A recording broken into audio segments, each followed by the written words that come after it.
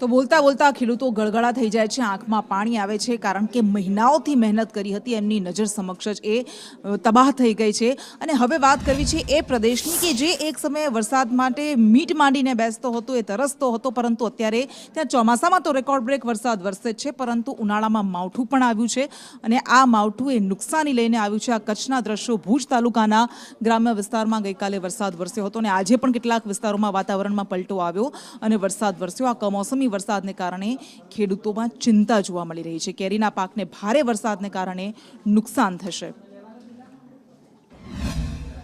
સતત બીજા દિવસે વરસાદી માહોલ જોવા મળી રહ્યો છે। જે રીતે હવામાન વિભાગ દ્વારા વરસાદની આગાહી કરવામાં આવી છે તેને લઈને કચ્છમાં પણ કમોસમી વરસાદ પડી રહ્યો છે। ગઈકાલે નખત્રાણા અને રાપર તાલુકાની અંદર વરસાદ નોંધાયો હતો, ત્યારબાદ આજે ભુજ તાલુકાના ગ્રામ્ય વિસ્તારની અંદર વરસાદી માહોલ જોવા મળી રહ્યો છે।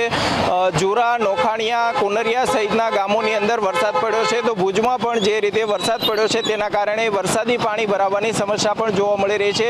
ભુજના બસ સ્ટેશન વિસ્તારની અંદર જોઈ શકાય છે તે પ્રમાણે અહીંયા પણ પાણી ભરાવાની સમસ્યાના કારણે હાલ વાહન ચાલકોને ભારે હાલાકીનો સામનો કરવો પડી રહ્યો છે। અલ્પેશ ગોસ્વામી, સંદેશ ન્યૂઝ, ભુજ।